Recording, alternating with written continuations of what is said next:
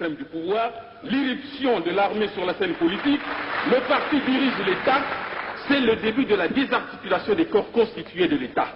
Le PCT draine dans l'administration ses membres, sa clientèle, ses courtisans et ses profiteurs. C'est l'heure de la trilogie déterminante où la médiocrité et l'allégeance au parti l'emportent sur la compétence. L'exacerbation du tribalisme engendre un phénomène nouveau. Les révolutionnaires appartiennent désormais au bloc régional dominant l'appareil politique. Cette hégémonie du bloc régional dominant se reflète dans l'armée qui devient le bras armé du pouvoir. Les origines des officiers du haut commandement de cette armée laissent apparaître les contours du bloc régional dominant. On n'est toujours pas sorti de la logique des coups d'État, bien au contraire en mars 1970, Kiganga tente un coup d'État qui se termine dans un bain de sang. Les innocents vont être sommairement exécutés pour s'être retrouvés dans les environs de la radio. En février 1972, des cadres politico-militaires tels Ange Diawara, Camille Bongo, Ambroise Noumazalaï, réputés ultra-gauchistes, considèrent que le parti s'engage dans une dérive droitière. Ils tentent un putsch pour maintenir le cap à gauche, c'est l'échec. Le Paris exige des explications sur les exécutions sommaires de Franklin Bukaka, Élie Théophile Itsou et Oluka. Leurs assassins connus tels Kogura alias Casseur, Aboya et Isambo courent toujours. La conférence devra les entendre.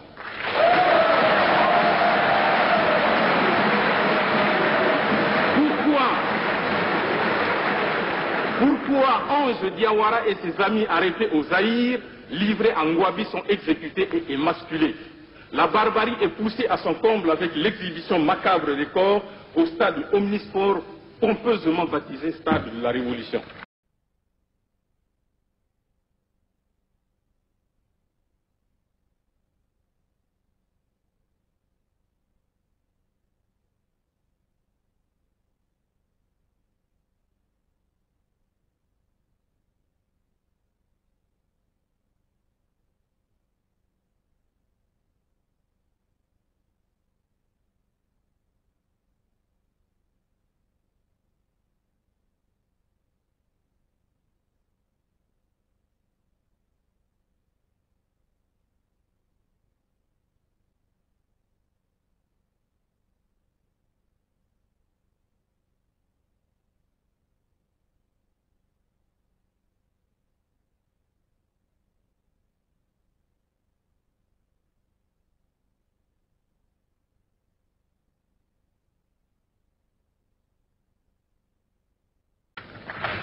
S'ensuit une hyper-tribalisation du pouvoir au niveau du parti et de l'État.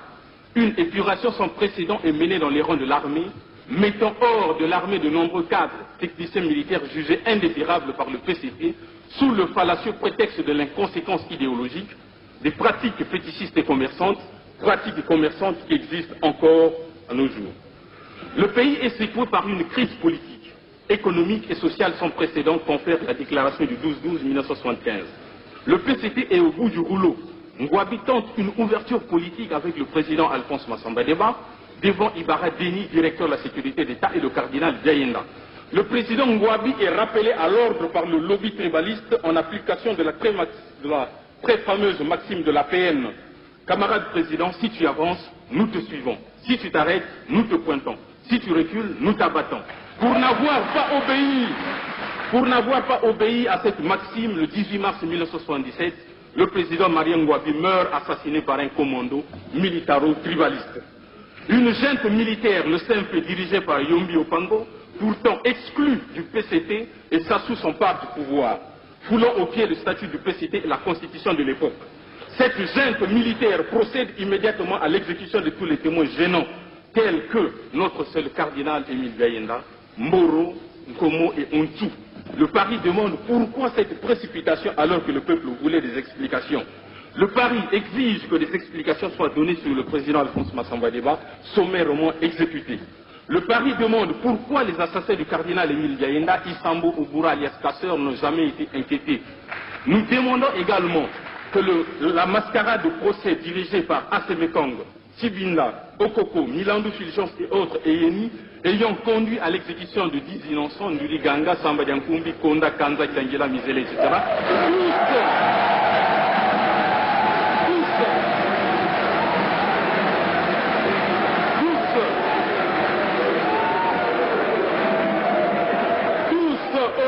militaires d'une même région soient révisés. En outre, nous aimerions savoir pourquoi Timboalankaya a été exécuté froidement devant sa famille. C'était de la barbarie. Nous interpellons le président du SEMPE, le général Yombi et Sassou, sur tous ces faits qui ont endeuillé notre pays. Qu'on nous dise aussi où sont les tombes de toutes ces victimes de l'intolérance.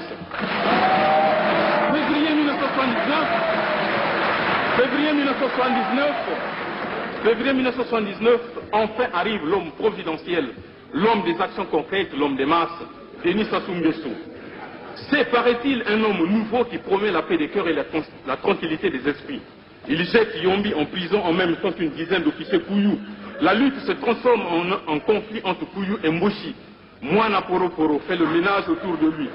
Ses amis du CMP.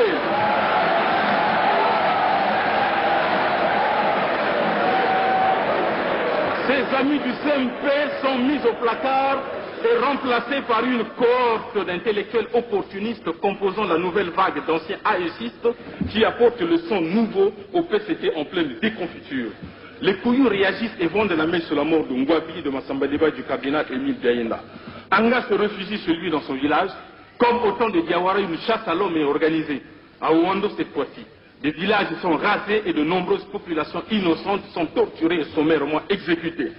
Sassou et sa toute puissante sécurité d'État écument le pays, espionnent tous les citoyens. Une nouvelle race d'hommes de main fait son apparition. Oba Pierre, Morlende, Garcia le tortionnaire, Golondele acheteur revendeur de missiles font la loi à Brazzaville terrorisé.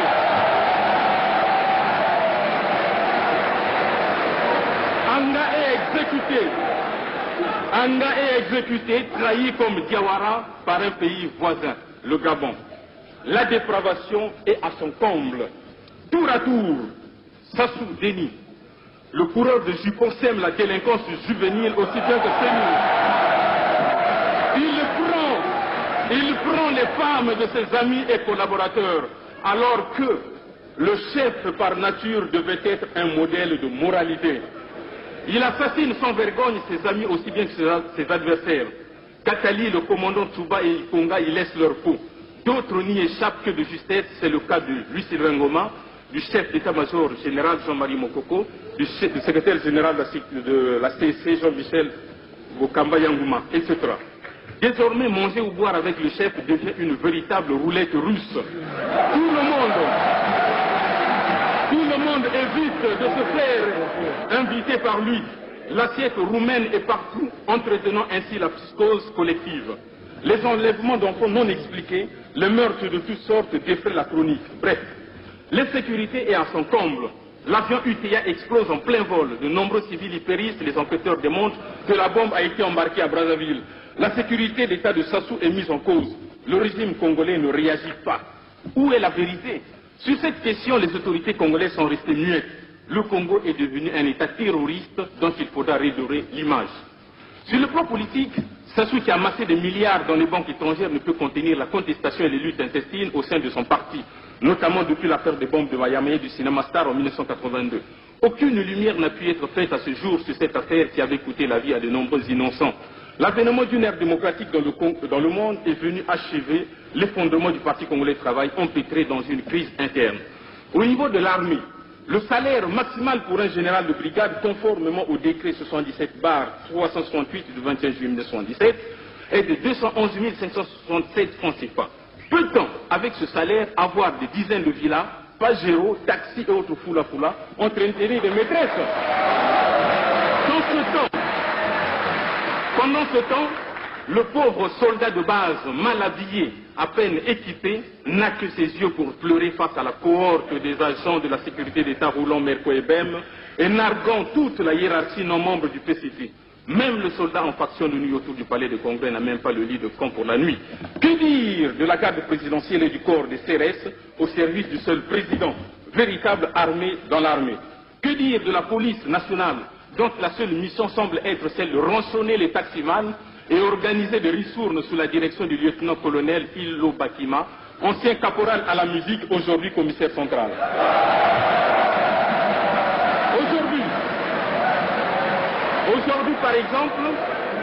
Aujourd'hui, par exemple, sur 35 commandements, corps et attachés militaires confondus, 29 postes sont occupés par des ressortissants de la cuvette. Les 6 postes récents sont occupés respectivement par des ressortissants du pool, 3 postes, l'Alekoumou, un poste, le Pilou, un poste, l'Ikole, un poste. Des 29 postes occupés par les ressortissants de la cuvette, 7 reviennent à des membres de la proche famille de M. Sassou Nguesso Déni. Que dire de M. Sassou Nguesso, ancien aspirant, officier de réserve, aujourd'hui général de l'armée, en ayant sauté pieds joints les grades de général de brigade, de général de division et de général de corps d'armée. Décidément, comme pour l'oblimétrie, l'APN a besoin d'un sérieux nettoyage, d'une restructuration complète.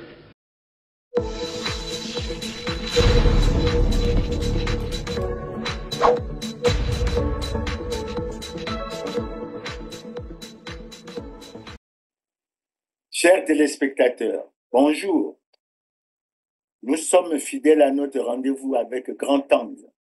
Ce samedi 29 mars 2023, nous sommes pratiquement à la fin du mois. Mois que nous avons choisi d'être le mois de souvenirs, le mois du devoir de mémoire et puis un mois de méditation. Et aujourd'hui, nous avons souhaité évoquer une thématique qui nous tient à cœur. C'est le constat que nous avons fait, que le système est pris dans son propre piège. Et vous allez comprendre dans le développement que je vais faire pourquoi j'énonce un peu cela. Parce que nous avons déjà dit beaucoup de choses et il est bon qu'elles soient ordonnées pour que nous soyons ainsi compris. Donc, par rapport à cette thématique, je reviens d'abord à un problème que vous connaissez très bien. C'est ce problème qui a été évoqué le 28 novembre 2024 par le président de la République. Nous revenons parce que rien ne bouge. En fait, qu'est-ce qui s'est passé le 28 novembre 2024? Évidemment, le président a fait pour nous autres comme une révélation, mais il a donné des informations extrêmement importantes sur le problème des bourses au Congo, parce que vous savez que les étudiants arrivent parfois à atteindre 3 ans sans leur bourse, ce qui est extrêmement grave. Et à l'occasion du message sur l'état de la nation, le président avait révélé, avait donné les informations à l'opinion nationale et internationale qu'il ne fallait que 3 milliards pour payer les bourses et non les 9 milliards exigés par les différents services. Et il s'est posé la question si le différentiel de 6 milliards se dissipait sans jamais laisser de traces. Face aux 2 chambres du Parlement réunies en congrès le 28 novembre à l'occasion de la fête de la proclamation de la République, le chef de l'État du Congo-Brazzaville, Denis Sassou Nguesso, a mis en lumière un détournement de fonds de 6 milliards de francs CFA chaque année, un pactole destiné à payer la bourse des étudiants. Le recensement biométrique des étudiants inscrits dans les universités publiques à Brazzaville a permis de constater que l'État ne devrait décaisser que 3 milliards de francs CFA par an, au lieu de 9 milliards exigés pour le paiement des bourses. Est-ce à croire que 6 milliards de francs CFA se dissipent chaque année sans jamais laisser de traces?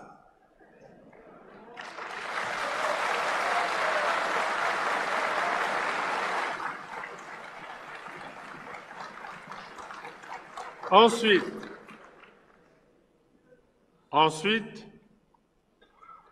les enquêtes diligentées dans certains établissements à budget de transfert ont révélé des écarts considérables entre les ressources financières sollicitées et les coûts réels des charges à couvrir, causant de la sorte un grave préjudice à l'État.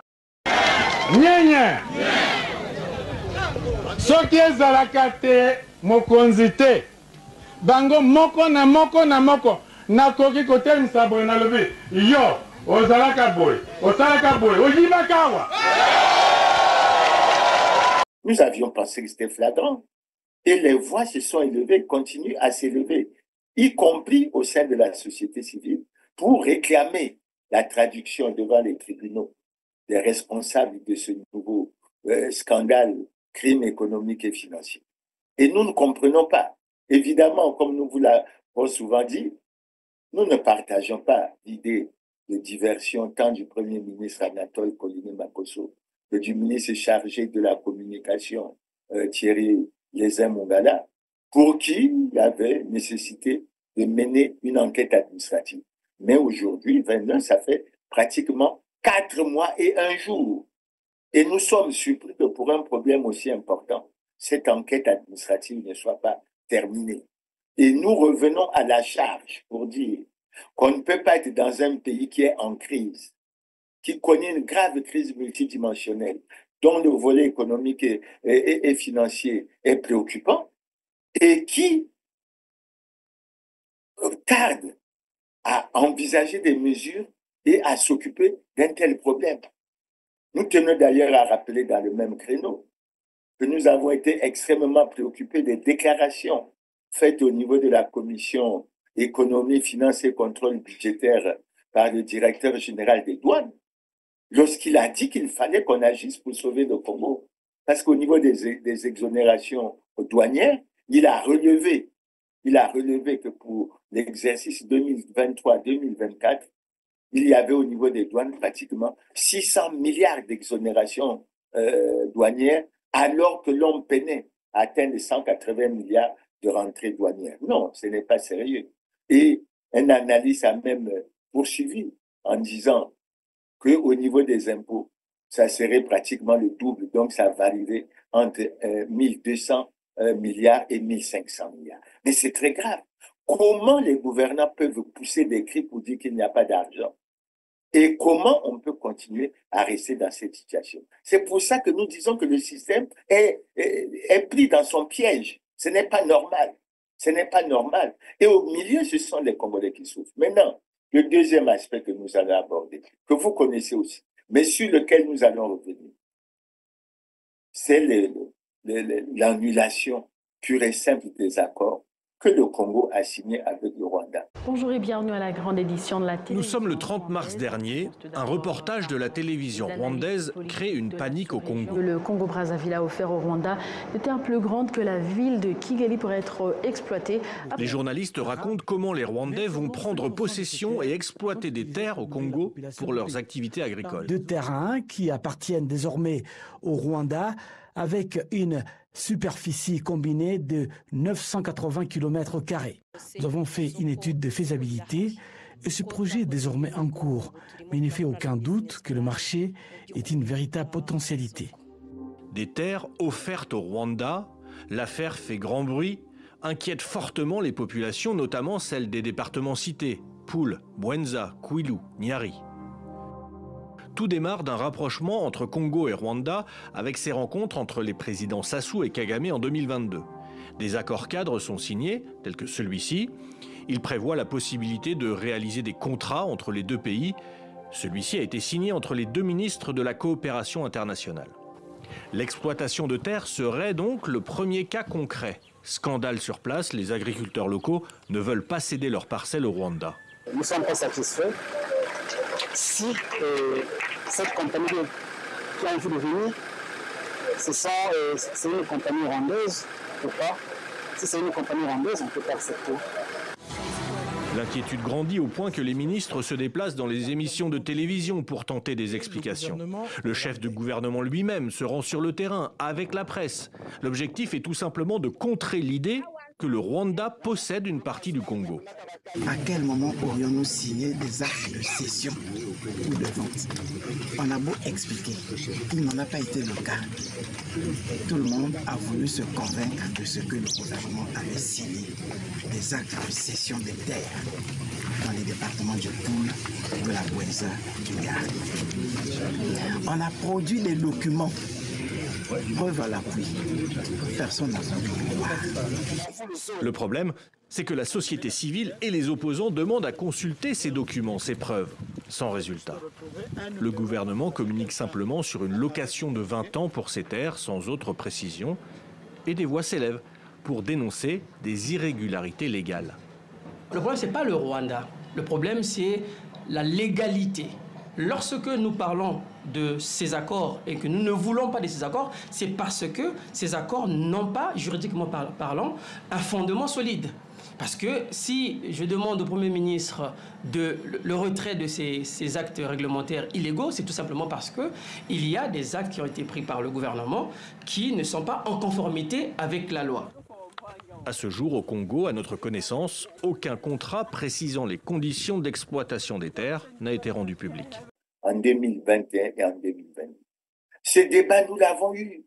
Nous avons fait ressortir clairement que les Congolais, tant de l'intérieur que de la diaspora, ont dit non à la cession de nos terres. Ils ont dit non à la vente de nos terres au Rwanda. Oui à l'annulation pure et simple de ces accords. Et nous avons développé une argumentation. Un aspect est même ressorti lorsqu'il y a eu à cause de l'agression que la RDC, la République démocratique du Congo, subit de la part du Rwanda. Parce que nous, à l'époque, nous avions développé une idée forte selon laquelle nous ne voulions pas que les terres congolaises soient utilisées par le Rwanda pour se procurer des moyens financiers qui lui permettraient de continuer à perpétrer la guerre et les massacres à l'est de la République démocratique du Congo. Aujourd'hui, ce problème, il est connu. Les positions au niveau international sont prises. La position du Conseil de sécurité des Nations Unies est connue. La position de l'Union africaine, surtout à travers sa commission de paix et sécurité, elle est connue. La position des États-Unis, la position de l'Union européenne, la position du Royaume-Uni, la position de l'Allemagne et de plusieurs autres pays, la Belgique, ces positions sont connues. En raison de l'offensive du groupe armé M23 soutenu par le Rwanda dans l'est de la République démocratique du Congo, le 17 mars 2025, l'Union européenne a imposé des sanctions contre des chefs militaires rwandais. L'Union européenne, pressée notamment par la Belgique, a adopté des sanctions qui prévoient ainsi un gel des avoirs dans l'Union européenne et l'interdiction des autorités rwandaises de se rendre à l'Union européenne. Cette interdiction vise notamment 3 hauts gradés de l'armée rwandaise, Roki Karusisi, ex-commandant des forces d'opération spéciales, Eugène Kubito, général de division et commandant de la 3e division, Pascal Mouizi, général de brigade et commandant de la 2e division, et le directeur général de l'Office rwandaise des mines, du pétrole et du gaz, Francis Kamenzi. Parce qu'en réalité, cette guerre, c'est l'M23, c'est pas l'M23 qui fait la guerre, c'est l'armée rwandaise. Au mépris de tout ce qui a été convenu, a continué son initiative. Et de ces points de vue, nous avons vu ce qui s'est passé à Goma, notamment les carnages avec plus de 8500 morts, d'après les chiffres du ministère de la Santé. On ne pouvait pas, dans les conditions dans lesquelles ces choses se faisaient, exposer notre population. La Gasabo Gold Raffinery, une entreprise rwandaise spécialisée dans le raffinage d'or, est sanctionnée car soupçonnée de raffiner et d'exporter de l'or extrait des zones contrôlées par les rebelles du M23 dans l'est de la République démocratique du Congo. Les sanctions qui sont tombées ne sont pas encore, de notre point de vue, suffisantes pour permettre l'application de la résolution du 2773 du Conseil de sécurité qui exige clairement au Rwanda de quitter toutes affaires cessantes l'Est de la RDC. À défaut de l'affaire, il faut envisager des mesures diplomatiques fortes parce que le président rwandais avait prévenu qu'il n'aurait pas peur de sanctions. C'était une manière pour lui de défier le monde entier. Rappelons aussi que le Canada et l'Allemagne ont imposé le 3 et 4 mars des sanctions contre le Rwanda pour son implication dans la déstabilisation dans la partie orientale de la RDC. La Grande-Bretagne a pour sa part annoncé le mardi 25 février la suspension de la majorité de ses aides financières au Rwanda. Selon le bilan présenté par la première ministre congolaise en février 2025, le conflit dans l'est de la République démocratique du Congo a coûté la vie à plus de 7000 personnes depuis le début de l'année. Elle a en outre souligné que le seul bilan des victimes à Goma, chef-lieu de la province du Nord Kivu, et sous contrôle du M23, s'élève à plus de 3000 personnes, dont de nombreux civils. Et on ne peut pas comprendre que non seulement le Congo ne prend pas franchement position sur cette agression, mais en plus, le Congo tarde à suivre la position prise par les Congolais, qui est de dire oui à l'annulation pure et simple de ces accords. Et nous les déplorons fortement. Nous les déplorons d'autant que le Premier ministre lui-même, à travers sa communication, avait fait ressortir clairement qu'on devait mettre fin à l'autorisation express d'occuper de 20 ans qui avait été accordée à Eleveco Congo. Parce que, tout simplement, Eleveco Congo n'a pas respecté les dispositions du décret qui avait été pris à cette occasion, et il s'était permis de faire sous-louer le ranch de Massandi, alors que cela ne lui était pas autorisé. C'est le Premier ministre lui-même également qui avait dit, s'agissant des autorisations provisoires d'occuper, mais que les diligences n'étaient pas remplies et que des dispositions devaient être prises pour que ces autorisations soient déclarées caduques. Qu'est-ce qui fait que jusqu'à présent, on n'applique pas, on ne lit pas la parole à l'acte? Et c'est ça que nous regrettons. Nous le regrettons d'autant plus que nous avons adressé une correspondance au Premier ministre dans laquelle nous avons rappelé ça et dans laquelle nous avons souhaité que les dispositions soient prises pour que ces dispositions soient confirmées, malheureusement, dans la pratique. Et c'est là où le système se fait prendre dans son propre piège.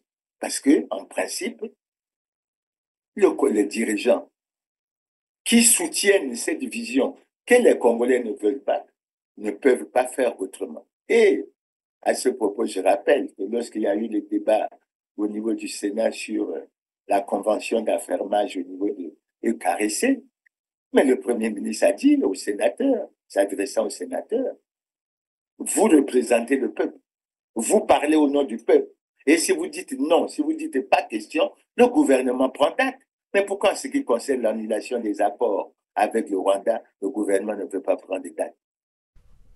Le premier, il y a eu, dans certaines localités que nous avons visitées, pas dans toutes, à Madiengu et un peu à Lodima, un sentiment mitigé, mais un sentiment général d'inquiétude et de peur de la part de la population au regard d'un certain nombre d'informations qui auraient été mises à leur disposition faisant état d'une vente des terres congolaises au Rwanda ou à des sujets rwandais.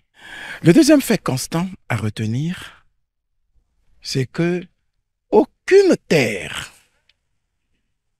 aucune partie de terre n'a fait l'objet de vente ou de cession sur toute l'étendue du territoire national et particulièrement dans les localités visitées, et les populations s'en sont elles-mêmes rendues compte puisque de leurs témoignages, nous avons tous suivi que les populations n'ont reçu sur leur terre aucune délégation rwandaise. Le troisième fait constant à retenir, c'est que les localités que nous avons visitées ont fait l'objet d'autorisation provisoire d'occuper ou d'autorisation express d'occuper s'agissant de la localité de Massangi Ayama. Et malgré ces autorisations provisoires ou express, aucune activité n'a été entreprise pour la mise en œuvre de ces autorisations provisoires. Si jusqu'au 8 décembre 2024, date d'expiration de ces autorisations, toutes ces diligences n'ont pas été accomplies, ces autorisations seront frappées de caducité. Les textes pourraient être remis en cause, non pas par xénophobie, non pas par rwandophobie, mais simplement au regard de l'application stricte des lois que nous avons. Quatrième chose à retenir, ceux qui ont nourri ce bruit de vente de terre sont bien convaincus que c'est faux parce qu'ils n'ont aucun document faisant état d'une cession. Les intellectuels, les politiques qui se sont lancés dans ce débat l'ont fait, et je peux me permettre de dire, à des fins purement politiciennes, parce que, ayant certainement voulu susciter la réaction des populations. La cinquième et dernière chose, c'est que après tout cela, nous nous rendons compte que nous avons passé du temps à débattre d'un problème qui n'existe pas au final, qui n'existe pas. Ce qui m'amène à nous faire, à nous tous, la leçon suivante pour conclure.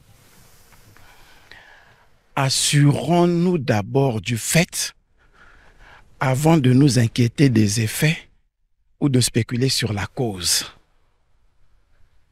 Cette démarche prudente nous permet d'éviter d'être ridicules, à trouver des explications sur une cause, à anticiper sur des conséquences d'un fait imaginaire, d'un fait qui n'existe pas.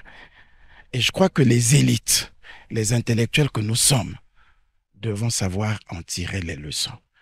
Ce que nous venons de vivre avec cet épisode de l'affaire rwandaise, qui me semble finalement un faux débat, et si tant est que c'était un débat, fût-il vrai ou faux, il me semble être aujourd'hui un débat clos. Après 4 ans d'exercice en République du Congo, l'ambassadeur du Rwanda est arrivé à la fin de sa mission. Comme l'exigent les usages diplomatiques en pareilles circonstances, Théoneste Mutsenda Chiaka a fait le mercredi ses adieux au chef de l'État congolais Denis Sassou Nguesso. L'occasion a permis au diplomate rwandais de faire le bilan de son passage en terre congolaise et partant de la coopération entre Kigali et Brazzaville. Pendant les 4 ans, les relations entre le Rwanda et le Congo sont vraiment excellentes. On a mis beaucoup d'efforts sur la diplomatie économique. On a parlé spécialement de 2 projets. De 2 projets qui sont en train d'être exécutés ici au Congo. Le parc industriel et commercial d'Omaruku. Je lui ai dit que ça avance très rapidement et que d'ici peu, il y aura des produits fabriqués ici au Congo, made in Congo, par la société de droit congolaise avec des capitaux rwandais, Mesfield. On a parlé aussi d'un projet très important pour le Congo, qui va produire beaucoup d'emplois, le projet de la culture de ricin, pour faire l'huile de ricin et faire le biocarburant. C'est un projet que, encore une fois, Mesfield fait avec la société ENI. Nous allons commencer à cultiver d'ici peu à Obavir, dans la Bouenza, 3000 hectares, mais ça va continuer sur beaucoup d'hectares.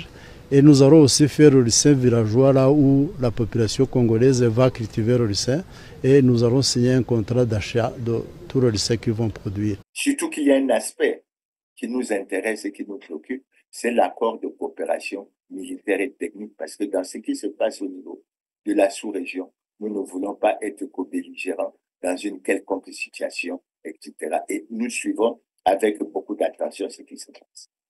Le point suivant que nous allons aborder dans ce cadre, c'est l'indice de perception de la corruption. Vous allez comprendre pourquoi nous abordons ça. Nous tenons d'abord à vous rappeler que courant février, on a publié l'indice de démocratie au plan mondial et il a apparu clairement que l'indice de démocratie du Congo était de 2,79 sur 10.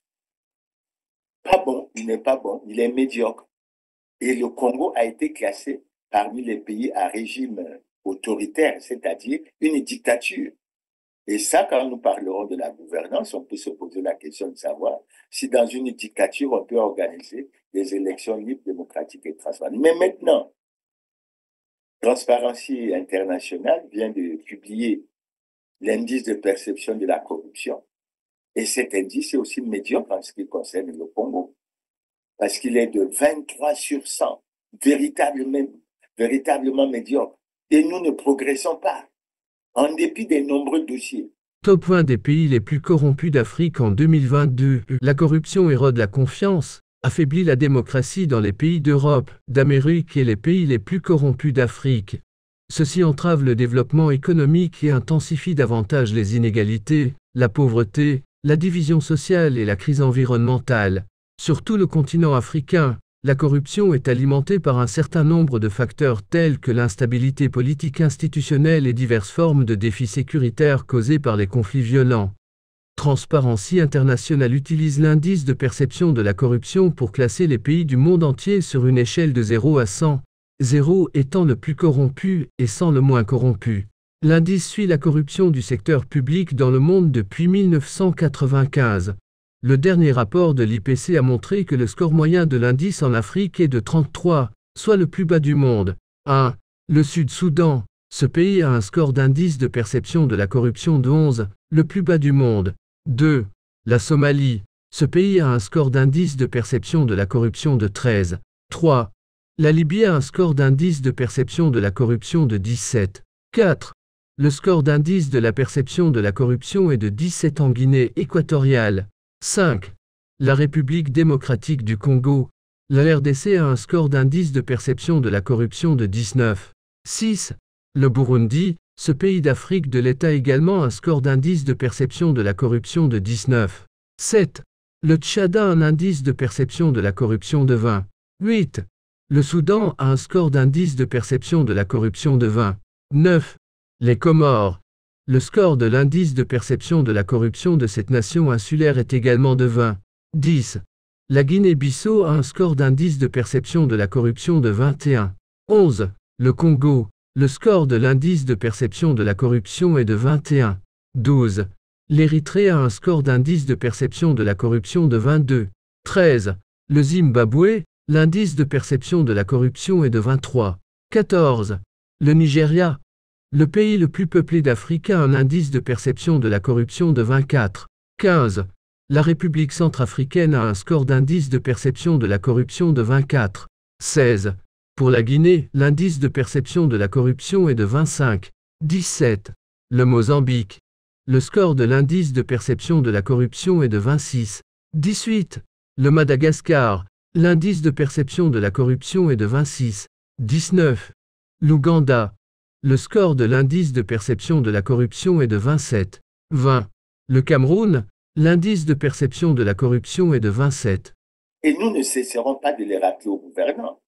Vous avez le dossier des 14 000 milliards d'excédents budgétaires.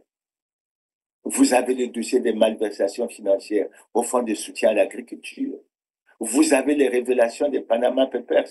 Et on va en venir avec le problème des biens mal acquis, selon lesquels 6 Congolais détiendraient dans les paradis fiscaux 5 000 milliards de francs CFA, dans un pays où la pauvreté atteint un niveau insupportable. Et à mon avis, où on devrait regarder cette question de près. Nous avons le dossier du FIGA.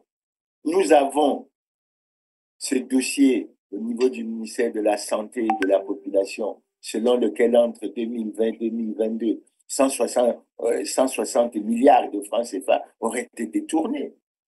Nous avons enfin le dossier que nous venons de citer, à savoir le différentiel de 6 milliards qui se dissipe chaque année s'agissant des bourses, sans que l'on sache exactement où est-ce qu'il est parti, et pour lequel nous insistons encore pour dire qu'on demande la poursuite devant les tribunaux des responsables de ce scandaleux crime économique et financier. Donc, voilà déjà par rapport à la corruption, et nous notons que par rapport à l'indice de perception de corruption, il est médiocre. Mais sur le terrain au Congo, absolument rien ne bouge. Et c'est ça aussi le paradoxe. C'est ça le système qui est pris dans son piège. Pourquoi?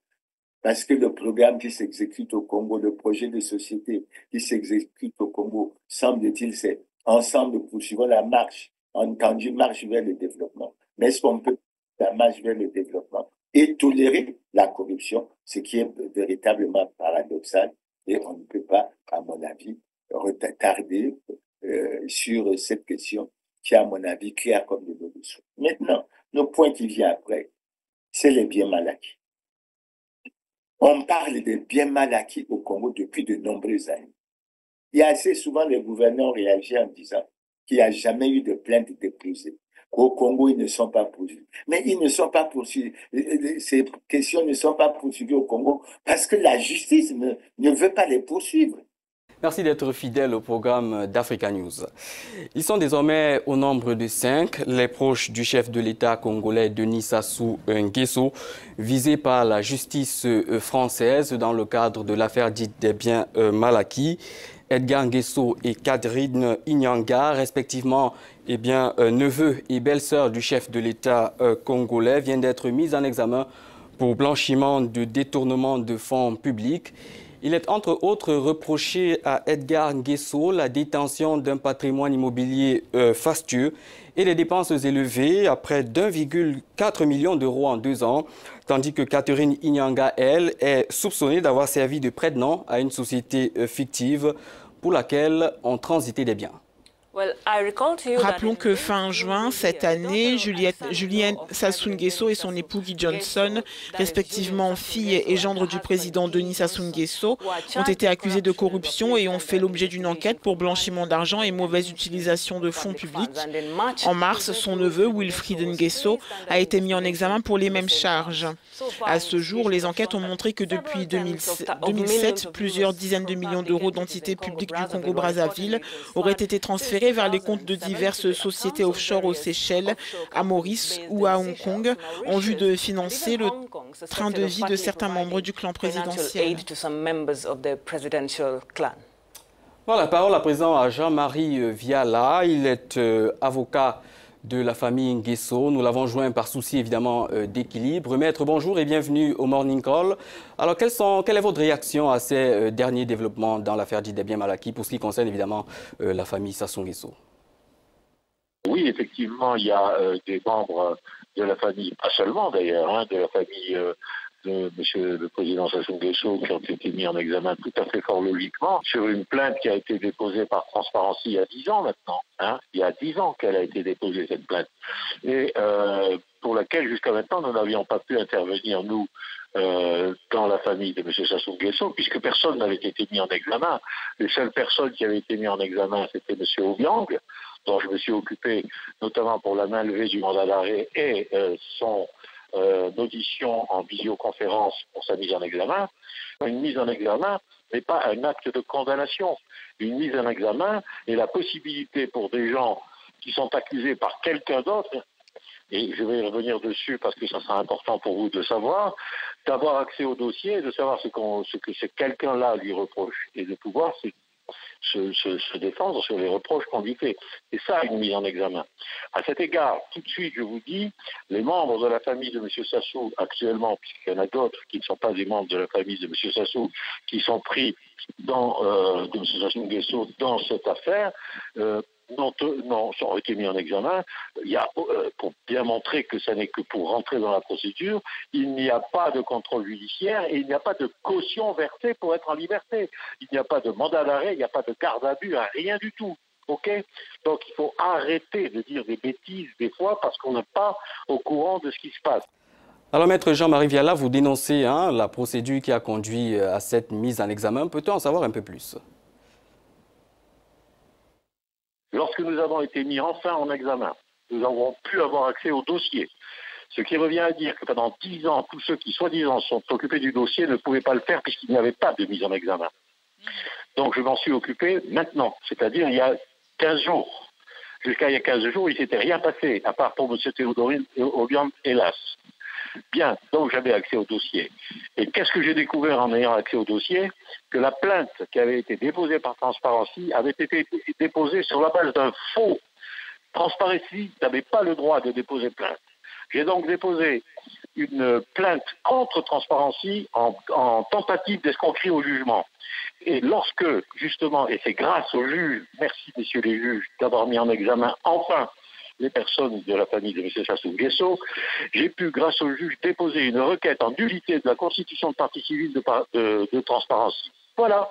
Et donc, il n'y a plus à discuter de savoir si oui ou non il y a du blanchiment ou quoi que ce soit, puisque ce n'est pas l'État français. L'État français n'est plus un État colonisateur, en tout cas je l'espère, qui a attaqué le Congo, la Guinée équatoriale ou le Gabon. C'est une association d'origine américaine qui a attaqué en France ces pays-là. C'est tout. Ça n'a pas été assez dit et c'est pour ça que vous me voyez un peu énervé. Le parquet français a refusé la plainte de Transparency. Aujourd'hui, c'est la plainte de Transparency qui a prospéré uniquement parce qu'elle a été déposée devant le doyen des juges d'instruction. Et à partir de là, il était obligatoire qu'une information soit ouverte. Mais cette information est ouverte sur la base de la plainte de Transparency et non pas sur la volonté du gouvernement français. Il faut bien que ça se sache. Alors, comme le disait Trésor Nzila, selon lui, la mauvaise gouvernance serait la principale cause des problèmes économiques et sociaux du Congo, notamment la gestion des ressources pétrolières. Dans une enquête publiée au mois de janvier, le quotidien français Libération avait parlé d'un système de pillage organisé. Je vous propose de regarder un résumé commenté par Laure de Matos et on en reparle. Au cœur de cette enquête du quotidien français Libération, un homme, Lucien Ebata, et Orion Oil, la société de négoce pétrolier qu'il dirige. Orion Oil est un partenaire privilégié de la SNPC, la Société nationale des pétroles du Congo, dont elle revendrait aujourd'hui environ 10 millions de barils par an. Les douanes françaises enquêtent sur Lucien Ebata et ses activités depuis 2012. Et selon elle, Orion Oil ne serait rien d'autre qu'une société écran chargée de prélever des revenus sur le commerce du pétrole congolais et de les redistribuer, notamment aux membres du clan du président Sassou Nguesso. Selon le dossier d'enquête des douanes françaises, largement cité par Libération, Orion Oil serait au cœur d'un système d'évasion de capitaux au moyen de porteurs de valises et d'une structure financière hautement complexe. Une réaction sur cette affaire. Que voulez-vous que je dise, madame, sur l'affaire de Fontenelle qui nous décrit un enfant né avec une dent en or? Connaissez-vous cette histoire? Voilà. Quelqu'un dit qu'il y a un enfant qui est né avec une dent en or et les savants, les chercheurs se mettent chaque mois, chaque année à publier des documents, des ouvrages, des articles sur l'origine mythique ou même mystique de cet enfant pour se poser la question a posteriori. Le gouvernement du Congo a parlé de diffamation, donc c'est ce que vous êtes en train de nous dire. Je n'ai pas besoin de dire que c'est de la diffamation, non. Je vous parle. Mais par contre, il y a quelque chose qui me préoccupe. Il y a toujours quelque chose qui m'interpelle. Depuis longtemps qu'on nous parle de telles affaires, nous n'avons jamais vu une action judiciaire être commise au Congo pour enquêter les situations dans le territoire sur lequel ces problèmes se passent avant de produire un rapport. Budgétaire au niveau du Congo. Donc, après avoir évoqué ce problème de bien mal acquis, je passe à un autre volet qui est très important. C'est la campagne anticipée qui est déjà lancée au Congo s'agissant de l'élection présidentielle 2026. Et aujourd'hui, quand vous êtes sur tous les réseaux sociaux, quand vous êtes partout, on découvre des choses, des activités s'agissant le timonier, parlant du président Denis Sassou Nguesso, le 5 février, etc. On parle maintenant du patriarche, etc. Et on entend des voix s'élever, parfois même pour dire, on demande au président de la République, président du Parti congolais du travail, de faire acte de candidature pour l'élection de 2026. Mais est-ce que nous sommes sérieux si nous ne savons pas que dans notre propre constitution, le président de la République ne peut pas être président du Parti congolais du travail? Mokoze, pendant son séjour de travail dans la Bwenza,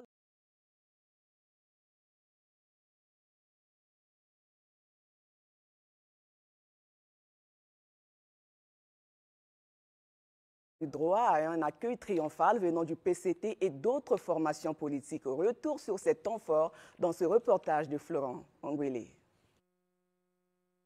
Le président de la République viendra ici pour vous prouver une fois de plus qu'il a confiance en vous et que vous aussi, vous devez avoir confiance en lui. Le peuple de la Bwenza est un peuple hospitalier. Nous devons le démontrer. Nous devons démontrer aussi cette hospitalité dont nous parlons beaucoup ici. Dès le premier jour du séjour de travail du président de la République Denis Sassou Nguesso dans le département de la Bwenza, les membres du Parti congolais du travail, fidèles aux consignes données par le secrétaire général de leur parti, se sont effectivement mobilisés pour réserver un accueil triomphal au président du comité central du PCT. Cette forte mobilisation était pour eux une façon de traduire non seulement la joie en l'accueillant dans leur département, mais également et surtout exprimer le soutien indéfectible qu'ils accordent à celui qu'ils appellent affectueusement le timonier.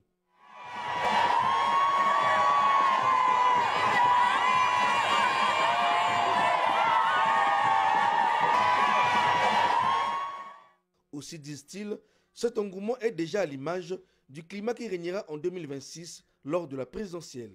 La mobilisation était très effective. Les femmes, les jeunes, les vieux se sont mobilisés pour prouver aux camarades présidents du comité central que la Bouenza compte sur lui. Nous, producteurs, avons demandé aux camarades Denis Sassou Nguesso de faire preuve de candidature.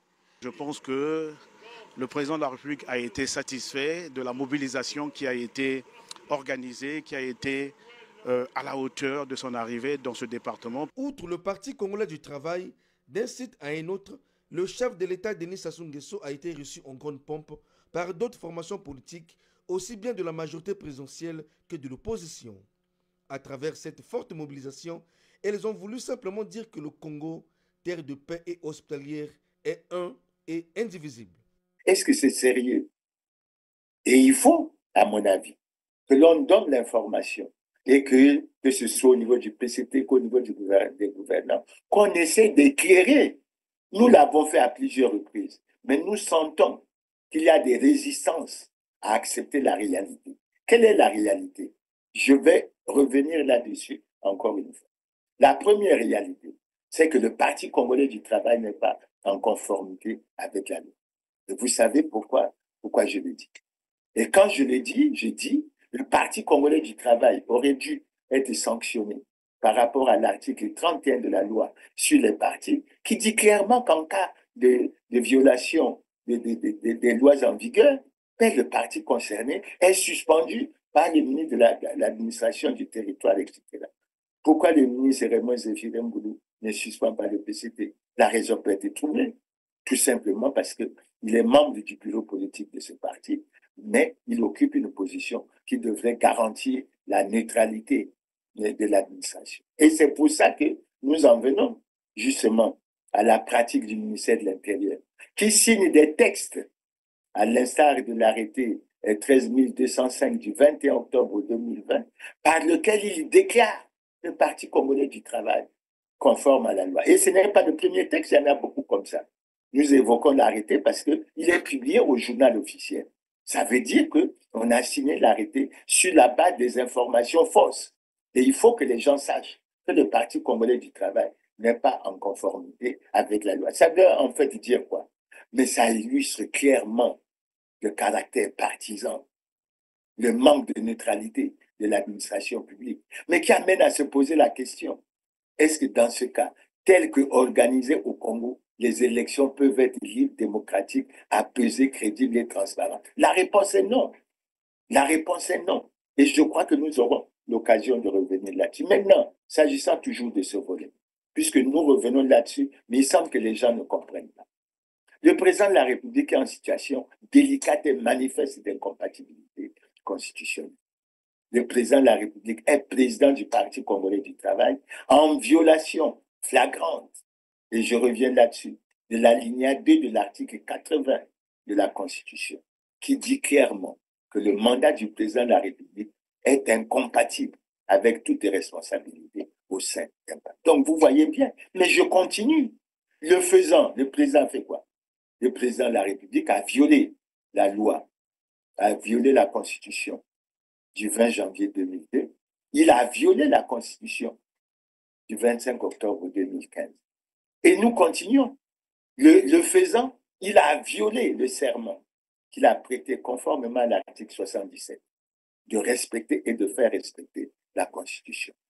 C'est pour ça qu'en dernier recours, lorsque le ministre Mboulou ne sanctionne pas le Parti congolais du travail, le président de la République devrait rappeler, et le premier ministre Anatole Koliné Makosso devrait rappeler le ministre de l'Intérieur à l'ordre pour qu'il le fasse. Mais ils ne le font pas. Pourquoi? Mais parce que le président de la République est président du Parti congolais du travail. Ils sont donc pris dans leur propre piège. Le premier ministre est membre du bureau politique du Parti congolais du travail. Et quand je relis, par exemple, les conclusions de la concertation de Ouando, le premier ministre fait apparaître là-dedans que le PCT est conforme à la loi. Non, monsieur le premier ministre, le PCT n'est pas conforme à la loi. Mais s'agissant du serment, mais on ne s'arrête pas à l'aspect du respect de respecter et de faire respecter la Constitution. Il y a un autre aspect qui est extrêmement important, c'est de garantir la paix et la justice à tous. Et nous insistons pourquoi? Mais parce que nous venons de dire, lorsque nous avons parlé de la corruption, des nombreux cas, des nombreux dossiers s'agissant des scandaleux crimes économiques et financiers qui ne sont nullement traités. Les responsables des scandaleux crimes économiques et financiers au Congo se promènent librement. Ils ne sont nullement inquiétés. Ils font ce qu'ils veulent. Et ce n'est pas du tout sérieux. Ce n'est pas du tout sérieux.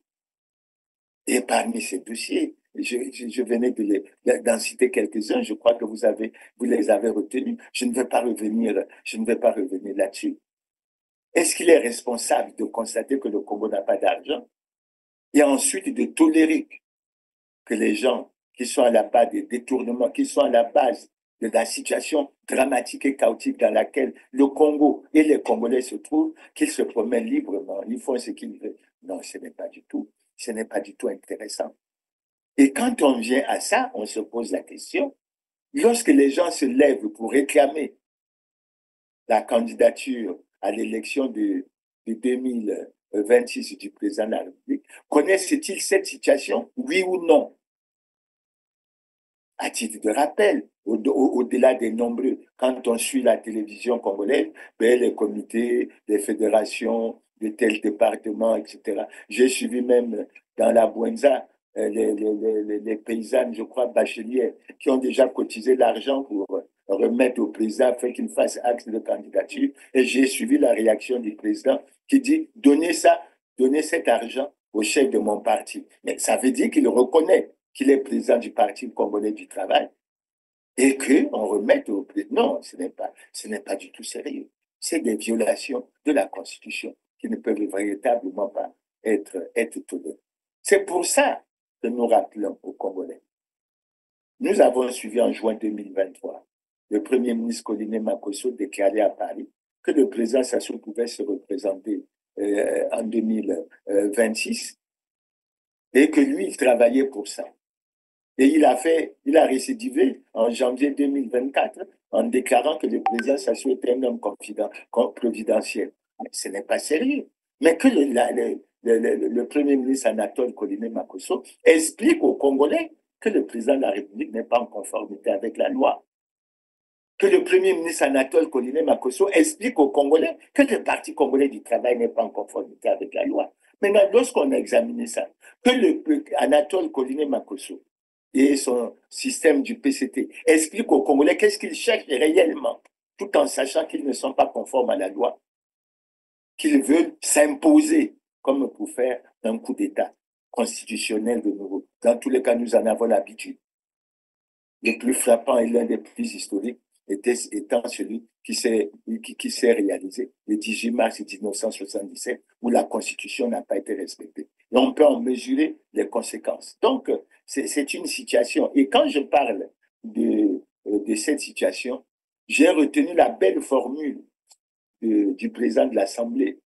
Vous voyez que les institutions, au lieu de s'occuper du respect des lois et règlements de la République, elles sont plutôt dans la philosophie de la conservation du pouvoir, dans la philosophie de réclamer que le président, qui n'est pas en conformité avec la loi, puisse s'expliquer et expliquer aux Congolais comment il va faire.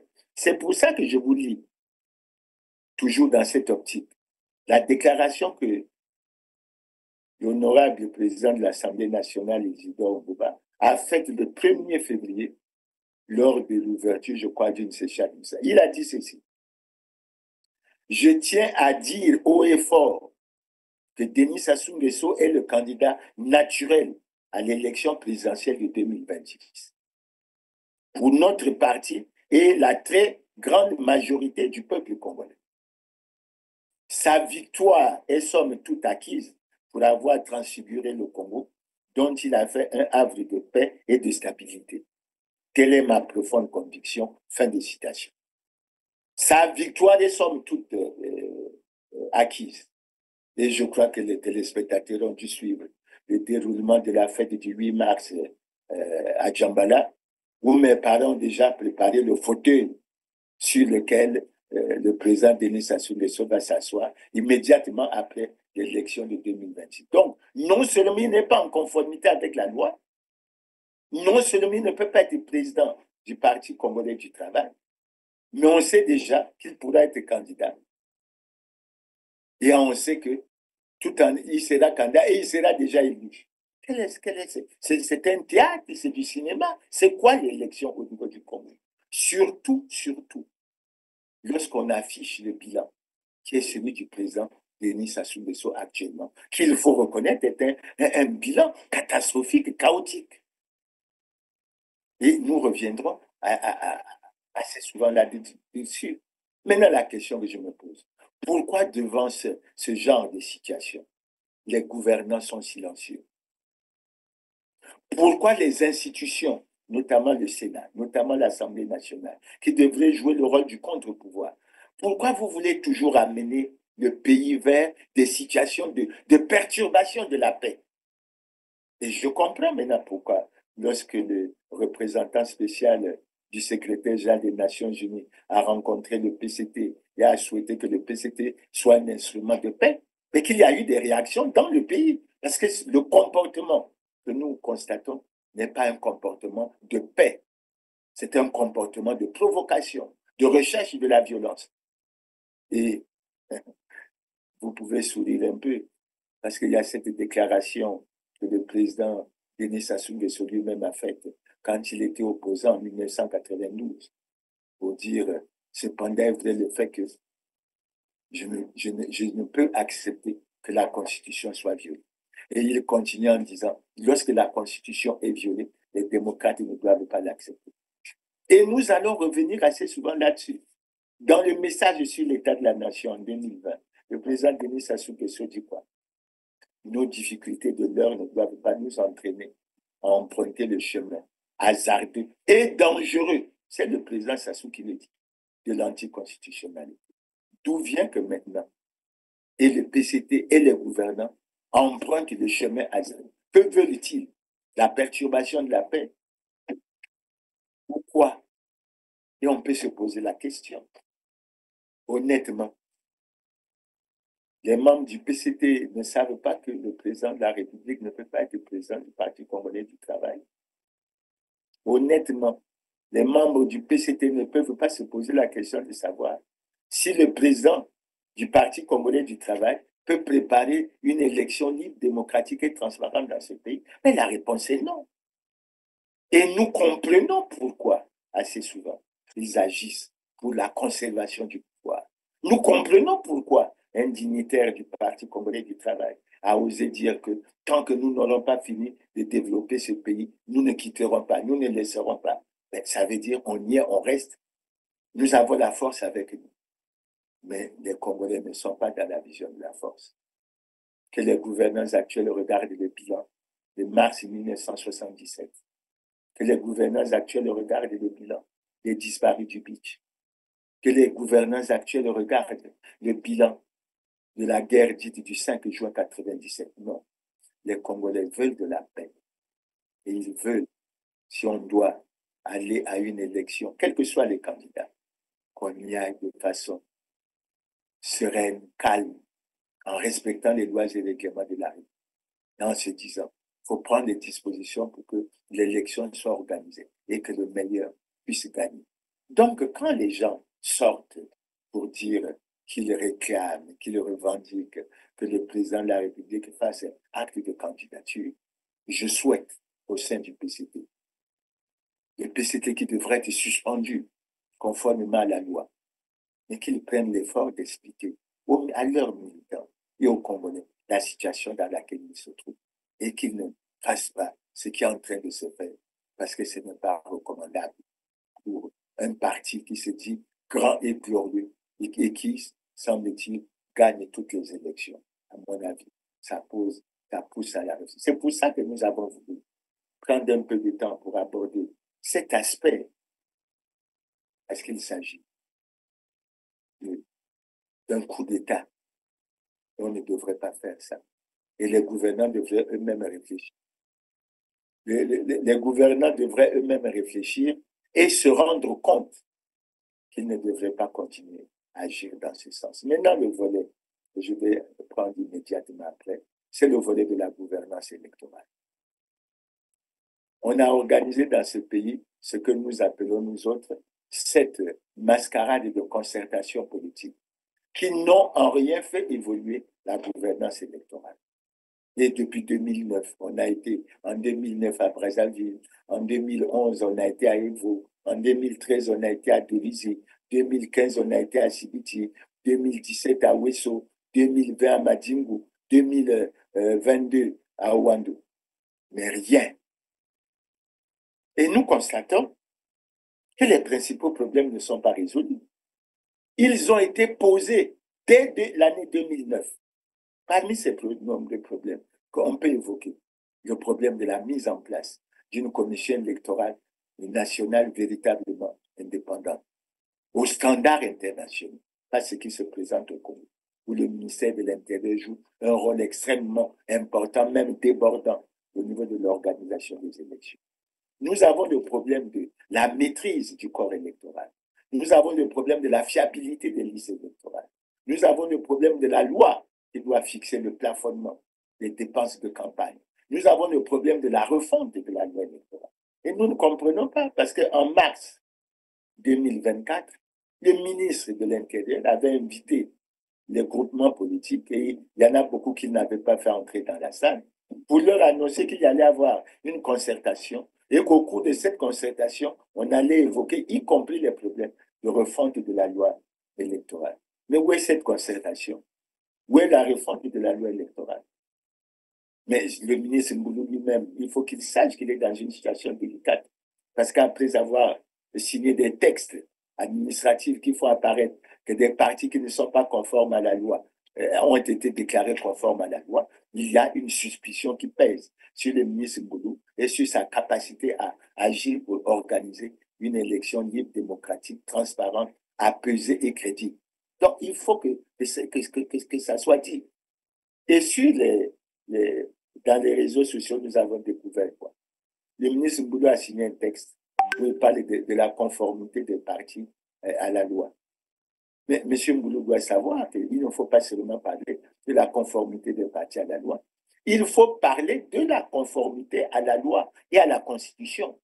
Et dans ce cadre, clarifier la situation du Parti congolais du travail, clarifier la situation du président de la République, clarifier la situation des membres du gouvernement, y compris le ministre de l'Intérieur lui-même, parce qu'en refusant de sanctionner le PCT conformément aux dispositions de la loi que le ministre Mboulou a lui-même soumises au Parlement aux discussions, c'est extrêmement grave.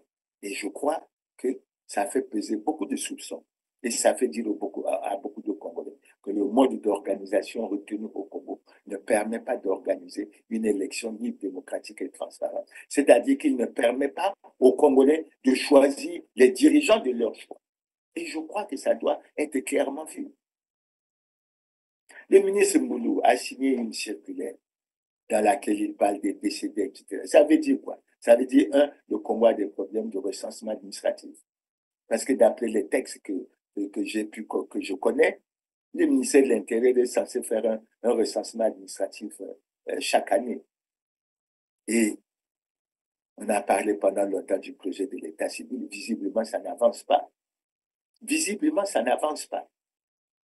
Et quand il sort ce texte, mais je rappelle au ministre Mboulou que par rapport à ce qu'il fait, la concertation, sinon la mascarade de concertation d'Evo, avait recommandé au gouvernement l'inscription par le gouvernement d'un timing précis des opérations préélectorales et électorales pour éviter la précipitation.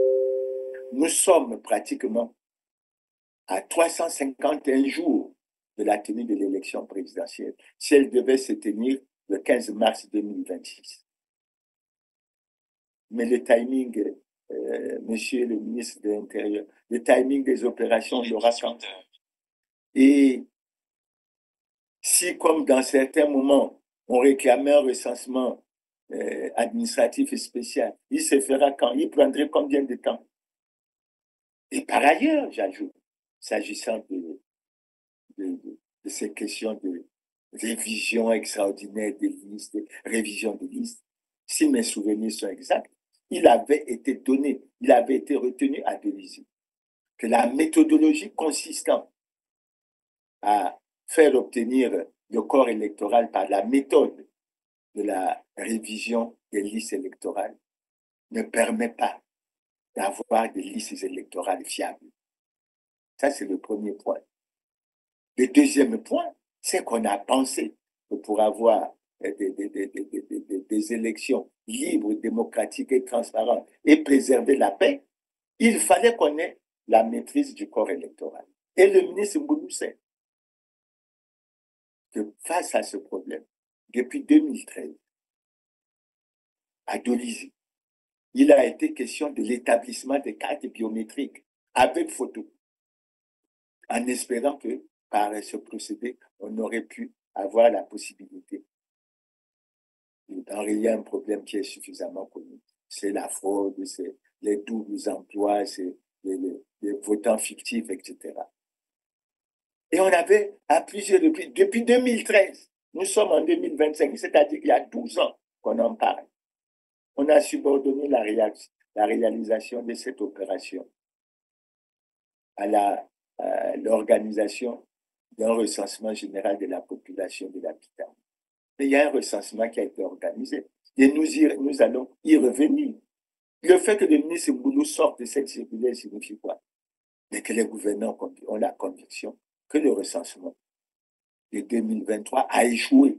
Et nous avons les éléments pour faire apparaître et mettre sur la table et faire apparaître que beaucoup de questions qui se sont posées à propos de la réalisation de cette opération n'ont pas trouvé de réponse. Ça veut dire quoi? Mais ça veut dire qu'on est pris dans notre piège. On envisage des choses, on ne les fait pas, et on compte sur le silence des Congolais pour qu'on puisse aller de l'avant. Non, non. Mais parlons rien que de la loi, le texte de loi qui devait permettre de fixer le plafonnement des dépenses de campagne. On en parle depuis près de 10 ans. Où est ce texte? Quelle est la difficulté à ce que ce texte soit pris? Pourquoi ce manque de volonté? Est-ce un manque de volonté ou un manque de courage? Alors, c'est pour dire que, s'agissant de la gouvernance électorale, les gens se précipitent pour déclarer, réclamer que le président Sassou Nguesso, en tant que président de la République et président du Parti congolais du travail, fasse acte de candidature. Mais je crois que la préoccupation du président Sassou devait être, un, de ne pas être président du Parti congolais du travail, deux, de préparer des élections libres, démocratiques et transparentes pour lesquelles moi j'ai toujours souhaité qu'il ne soit pas candidat, mais ça, à mon avis, moi je tiendrai et je souhaiterais me conformer aux lois et règlements de la République. Donc, quand on fait cet aperçu, et nous allons revenir dans les prochaines émissions sur cet aspect, sur ces aspects de la gouvernance électorale, les conditions actuelles ne permettent pas de dire qu'on avance au plan de la gouvernance électorale. Et quand on prévoit déjà, comme l'honorable président Bouba, que de la victoire du président Sassou est acquise, mais ça veut dire qu'on est dans un système qui est déjà bien monté. Peut-être que les résultats sont déjà connus. Il ne reste plus aux Congolais qu'à attendre qu'ils soient connus. Et ce serait véritablement dommage. Non, je passe au dernier. Le dernier point très important. Et je souhaite attirer l'attention des Congolais sur ce point. Il s'agit de quoi? Il s'agit de la lumière sur les assassinats du 18 mars 1977. Et ce sujet ne doit plus être tabou. Je l'ai dit pourquoi? Mais parce que lors de la dernière émission 30 ans, nous avons eu pour thématique souvenir, devoir de mémoire et méditation. Et nous avons abordé quelques aspects, notamment les aspects qui touchaient au président Marien Ngouabi, au cardinal Émile Biayenda, au président Massamba Deba, au président Guy Parfait Kolela et au général Jean-Marie Michel. Mais s'agissant des trois premières grandes personnes, à travers les vidéos que nous avons pu visualiser, à travers les témoignages que nous avons suivis, pas n'importe quel témoignage. Nous avons suivi par exemple des témoignages à Kondiakala.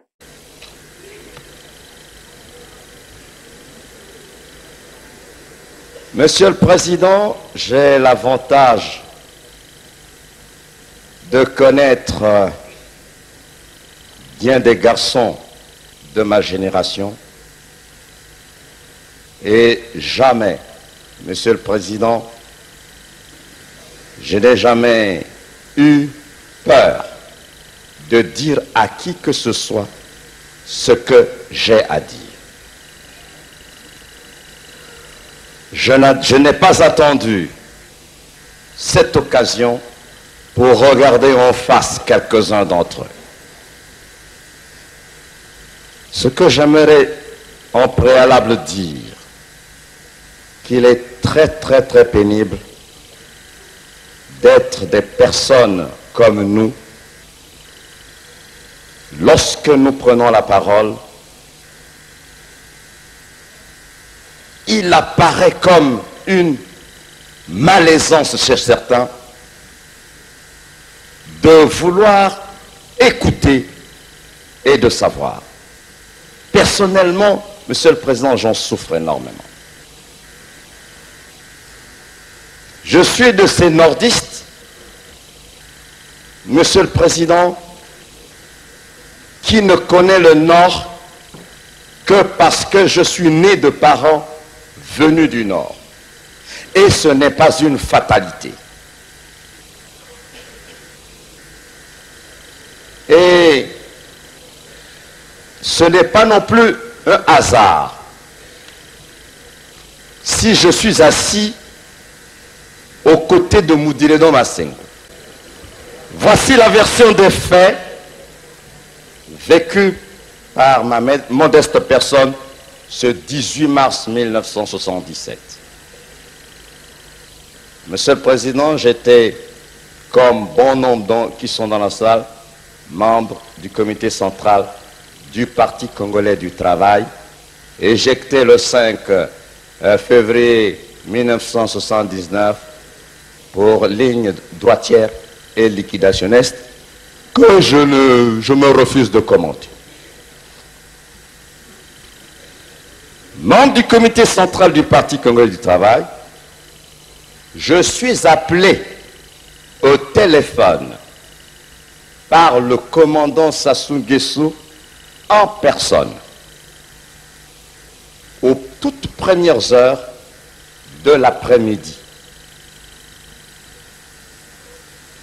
Cependant, je n'ai pas eu le privilège de la chronologie des faits donnée hier par l'autre membre du comité central en la personne de Lekunzu. Dans sa superbe et fantastique version de cet après-midi du 18 mars.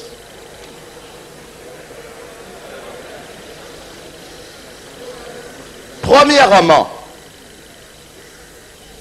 une escorte militaire formée de jeeps envoyée par le commandant Sassou à mon domicile est venue me chercher, comme bon nombre de membres du comité central présents à Brazzaville ce 18 mars.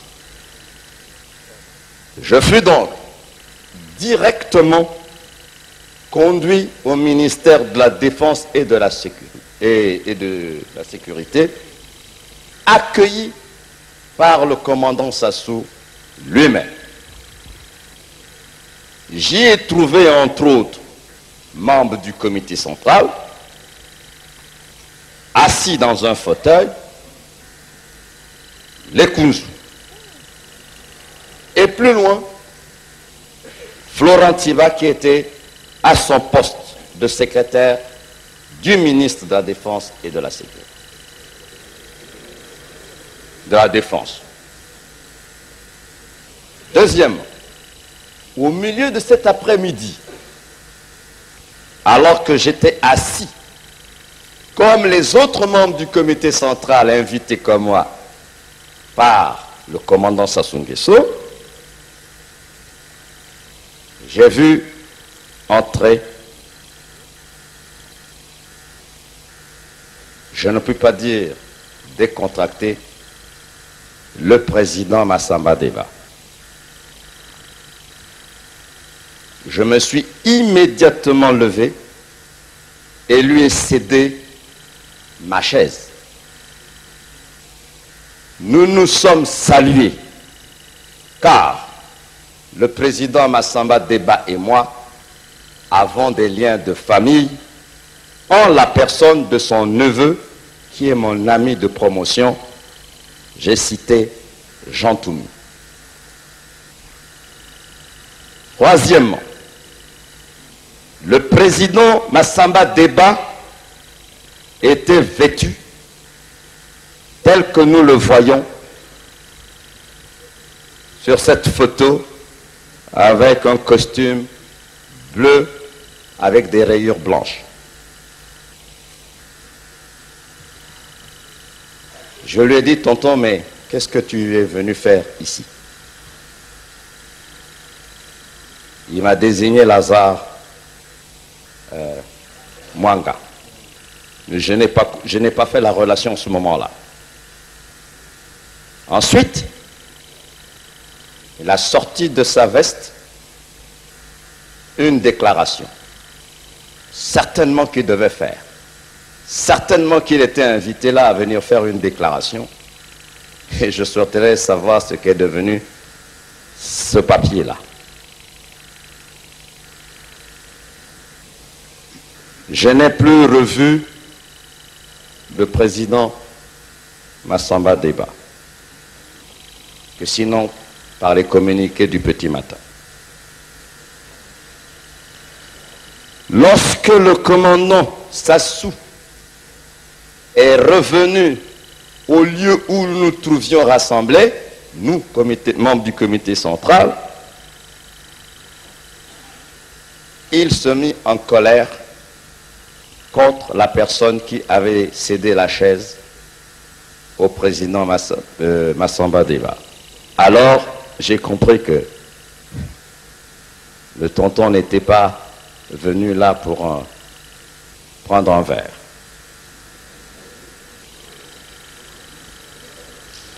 En fin de cet après-midi, le commandant Sassou me désigne pour aller à Maya rencontrer l'autre membre du comité central en mission à Pointe-Noire. J'ai nommé Tister Chikaya. Ma mission était de lui annoncer la terrible nouvelle que nous savons tous. Mais ce choix de ma personne pour aller à la rencontre de Tister Chikaya n'est sûrement pas innocente. Le commandant Sassou connaît très bien mes relations personnelles avec Tister Chikaya parce que nous sommes des vieux copains de la même école primaire à Pointe-Noire. Il l'a dit lui-même, nous avons d'excellents rapports.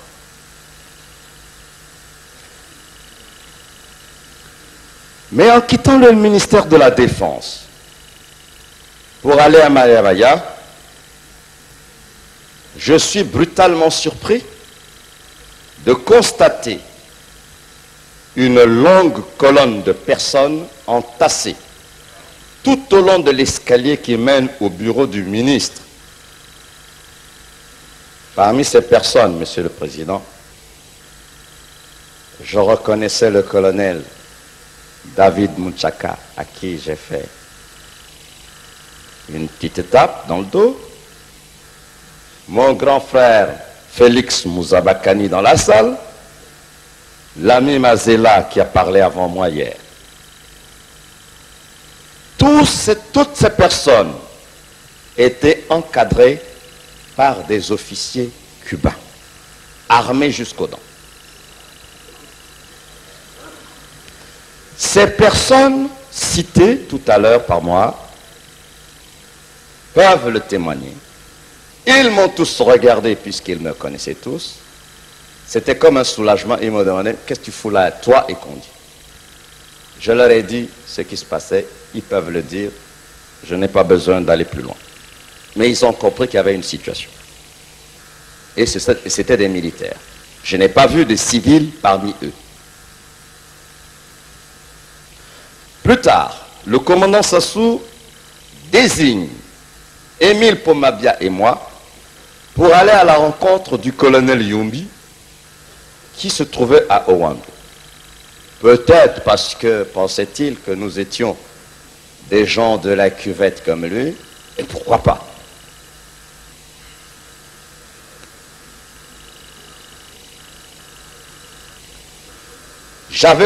Nous avions la mission aussi de lui annoncer la terrible nouvelle.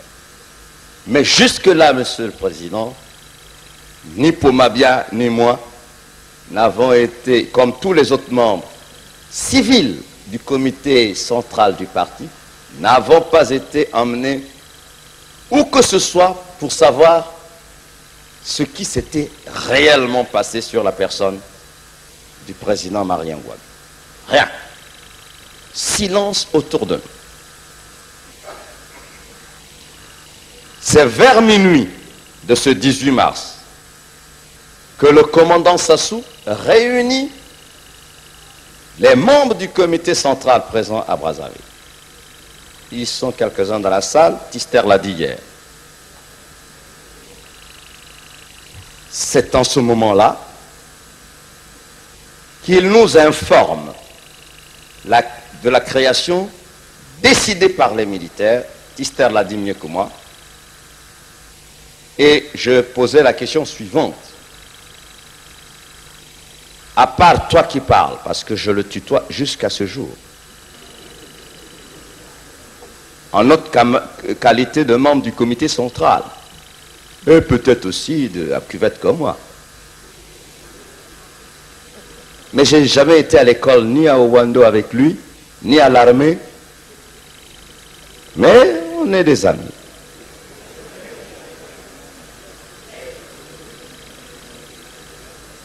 Et j'ai posé la question suivante. Mais quelle est la fonction des 10 autres militaires assis? Il n'y a jamais eu de réponse. Ce n'est que plus tard qu'on a connu quelles étaient leurs fonctions. Et j'avais déjà dit, j'étais jamais membre du comité militaire du parti. Mais avant de conclure, j'aimerais dire que j'ai déjà pris en d'autres circonstances ma responsabilité de témoigner sur ce que j'ai vu de signifiant ce jour-là. C'est l'irruption dans le bureau de Sassou d'un jeune lieutenant qui était tout à l'heure à la tribune, que je ne connaissais pas de nom, Garcia. Il m'avait frappé, ce jeune. Je l'ai vu trembler.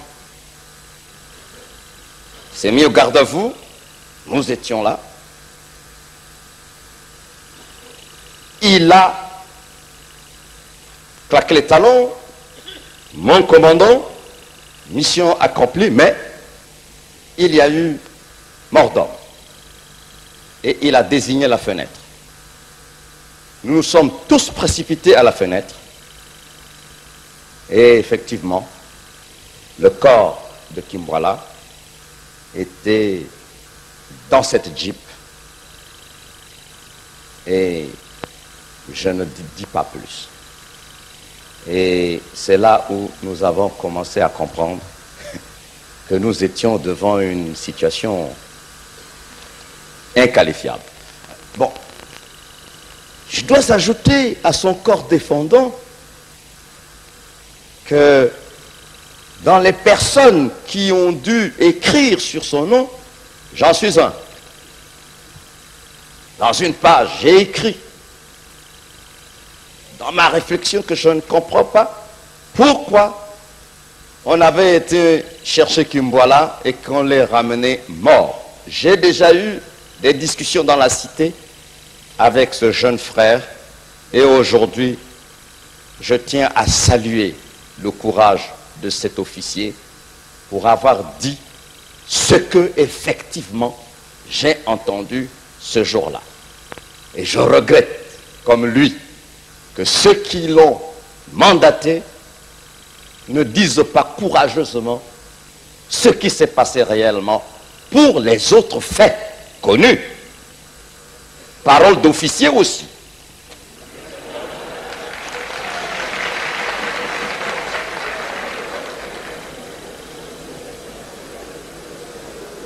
Monsieur le Président,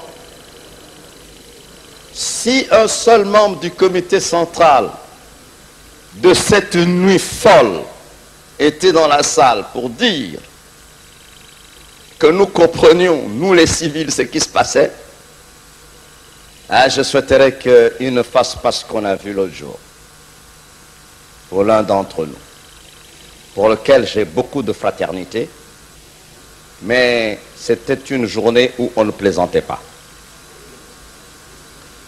Lui non plus, peut-être par la suite, il n'a plus plaisanté. Alors, pour ceux qui, du comité central, devraient témoigner pour cette journée que nous connaissons tous, que nous le fassions avec une certaine dignité pour les autres, et comme vous l'avez dit, pour nos femmes qui nous écoutent et nos enfants. J'en ai fini, Monsieur le Président. Qui était membre du comité central du Parti congolais du travail à l'époque.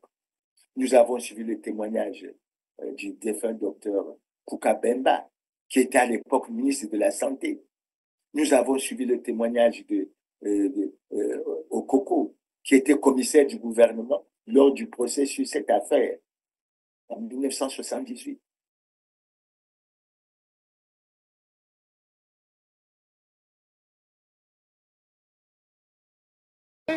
Donne le numéro de cette voiture à la sécurité. Et je crois que c'est à cause de cela que les gens ont remonté jusqu'au domicile de Kifwani. Parce que Kifwani a commis la maladresse de venir me surveiller jusqu'à mon domicile.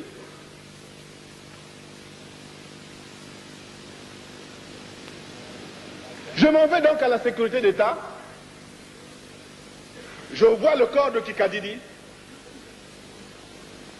Je dis, mais comment? Il est mort? Il dit, oui, il est mort. Je dis, mais c'est gênant. Mais on n'a pas trouvé des documents? Il dit, si, monsieur le président. Il m'a eu confondu et appelé président ou commissaire du gouvernement. Je dis, où sont les pièces? Il dit, c'est au sous-sol.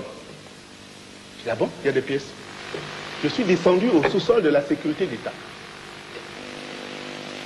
Et j'ai lu, j'ai écrit ça dans mon document parce que le responsable du PCT qui est venu pour dire qu'est-ce qu'il y a dans ce document, qu'est-ce qu'il y a dans ce livre-là.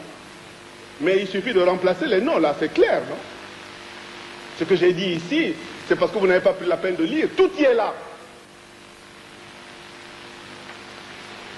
Je suis descendu donc au sous-sol de la sécurité d'État en tant que commissaire du gouvernement, et le camarade Mbéry, qui n'a jamais exercé correctement sa profession, c'est que le procureur de la République se transporte là où il y a crime. Et je me suis transporté en tant que commissaire du gouvernement, représentant du ministère public à la sécurité d'État. Je suis donc descendu au sous-sol de la sécurité d'État. Et aujourd'hui, mes chers amis, je demande au général Golondele. Je demande au général Golondele. J'ai écrit ce document, je crois qu'il a lu depuis longtemps. J'ai dit, mais où sont les pièces saisies sur Kikadidi? Puisque moi, commissaire du gouvernement, j'ai prêté serment, je les ai lus. Vous voulez que je vous dise, mon général, ce que j'ai lu? Mais je pensais d'abord au préalable que vous deviez d'abord m'adresser comme on me l'avait promis. J'étais donc en train de prendre connaissance des documents de Kikadidi au sous-sol. Je vous dis que quand on entre à la sécurité d'État, à gauche, on descend au sous-sol, et je suis arrivé, j'ai vu des documents, il y avait d'autres tachés de sang, et je me suis assis et j'étais en train de lire. Pendant que j'étais en train de lire les documents de Kikadidi, un officier est venu et m'a dit, attention, secret d'État. On vous les fera parvenir. C'est bon. Mais j'ai eu quand même le temps de dire. C'est pourquoi l'autre jour, quand je m'adressais au chef d'État, je dis, mais vous ne pouvez pas détruire ce qu'il y a dans ma tête. Monseigneur, j'ai établi ce matin mon testament. Parce que je sais que tous ceux qui savent dans cette affaire meurent, soit par empoisonnement, soit mystérieusement, soit qu'ils soient exécutés. J'ai établi mon testament. J'ai donc lu ce que Kikadidi a écrit. Kikadidi suivait le procès à la radio et à la télévision. Kikadidi explique que je suis bien allé à l'état-major avec mon commandant. Si je suis allé, c'est parce que j'avais l'accord de la défense, du ministère de la Défense.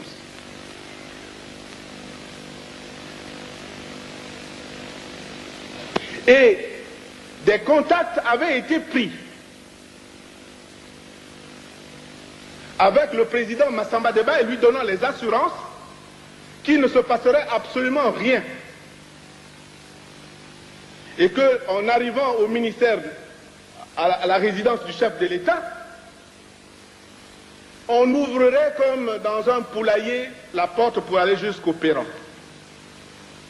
Je vous dis, il y avait des cahiers. Il y avait des cahiers. Il y avait des cahiers, pardon, il y avait des cahiers, il y avait des notes, il y avait plusieurs documents. Mais au moment où je parle maintenant, là, où sont passés ces documents? Je demande ça au général Bolondele, puisque moi je les ai vus au sous-sol de la sécurité d'État. Moi je ne travaille pas à la sécurité d'État. Je vous dis que je suis entré, et à gauche, je suis descendu, et j'ai vu des officiers qui étaient en train de trier les documents de Kikadidi. Que sont devenus ces documents? D'abord, la loi dit que lorsque l'on capture quelqu'un dans le cas de Kikadidi, on établit un procès verbal. On transmet au procureur de la République les pièces à conviction. Et nous sommes aujourd'hui, le 19 avril 1991, mais ces procès-verbaux, même de la capture de Kikadidi, ont été adressés à qui? Où vous les avez mis? Et c'est à partir de ce moment-là, mes chers amis, que j'ai été troublé, que je n'ai plus rien compris. On m'a remis un dossier où on avait à juger que l'aile de Massamba Deba. Mais tout ce que vous avez entendu ici depuis que les gens interviennent, mais ce n'était pas dit au procès Marien Ngouabi. Mais où est passé Carlos, le Cubain? Mais on vous a dit ici que dès les premières heures, quand on est monté au ministère de la Défense, le président Sassou était entouré de Cubains. Mais soyez rassurés que j'ai très peur parce que tous ont des cartes d'identité congolais et des passeports congolais. Ils s'appellent soit Ondongo, soit Itua, soit Okoko. Et ils sont comme vous et moi. Alors, j'ai été donc sérieusement ébranlé. Je suis le parent de Marien Ngouabi. Et je suis le commissaire du gouvernement. Et à double titre, je n'ai pas dit, je n'ai pas compris. Et je ne comprends pas jusqu'à maintenant cette loi du silence qui unit les membres du comité militaire du parti. Parce que,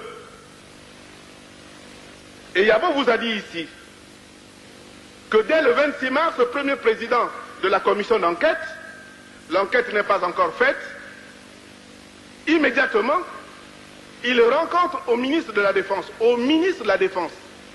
Il dit voilà, l'enquête évolue. Demain, je pense que nous aurons des choses sérieuses. Dans la nuit, mais ces procès-verbaux qui ont permis à la cour martiale de condamner en tout, de condamner tous les autres là ont été faits par qui? Par le ministre de la Défense tout seul?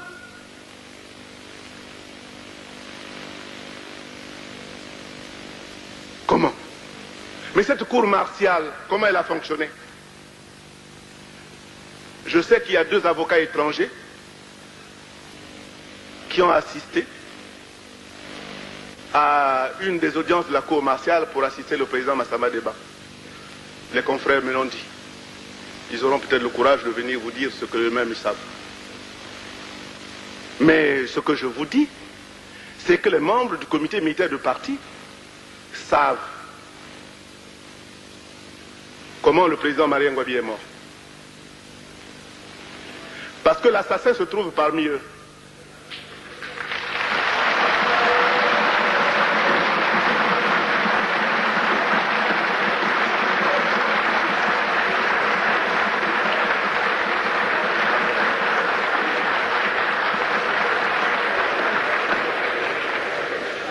Mais pourquoi je dis que l'assassin est parmi eux? Mais parce que les documents de Kikadidi me l'ont permis de le comprendre. Pourquoi je dis l'assassin est parmi eux? Mais parce qu'ils n'ont pas le courage de vous décrire qui était le chef et qui dirigeait, comment ça s'est passé. Je dis que l'assassin est parmi eux parce que vous avez éliminé tout ce qui pouvait éclairer le peuple congolais. Précipitamment, et d'ailleurs le ministre Ngolo a un petit problème avec moi. Vous savez que vous avez donné un coup de pied à quelqu'un qui parlait.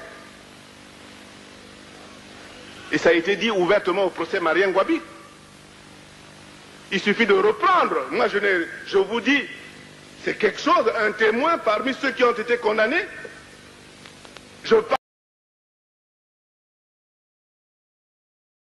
Nous avons suivi les témoignages des militaires comme Mamoy, comme Yves Motando.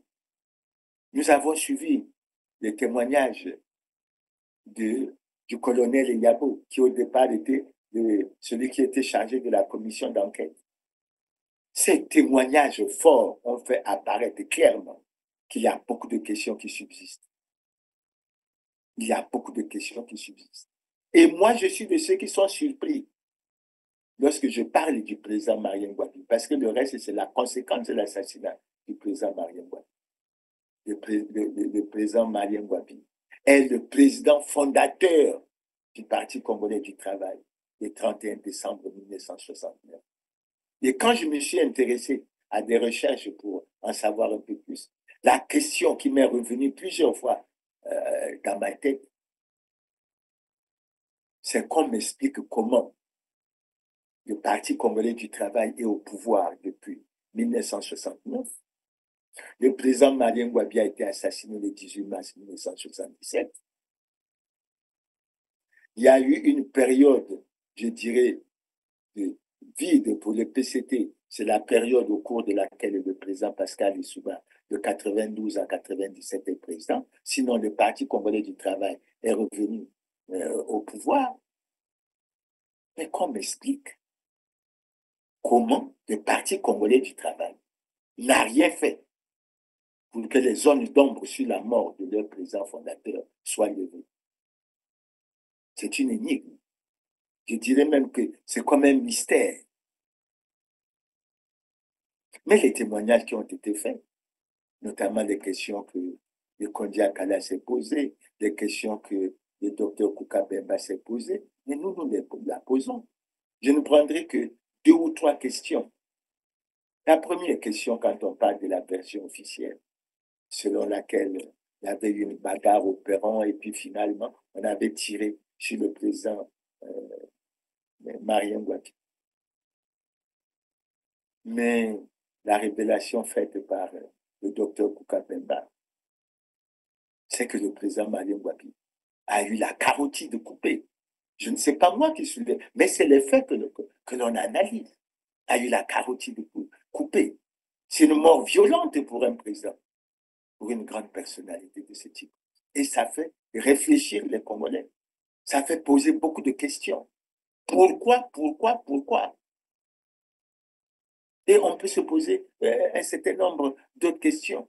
Lorsque Kondiaka a dit que lorsque le commandant Sassou est revenu, il était fâché contre celui qui avait cédé la place à Massamba Demba pour s'asseoir. Ça veut dire quoi? Ça veut dire que nous avons un certain nombre d'éléments. Et nous autres, les citoyens congolais, nous aimerions comprendre. Nous sommes d'ailleurs très heureux de constater qu'il y a beaucoup de vidéos qui circulent. Je crois que ceux qui disposent des vidéos de la conférence nationale doivent les garder précieusement. Ce n'est pas une attaque contre une personne, mais c'est que ça fait partie des contentieux dans le pays qui doivent être réglés.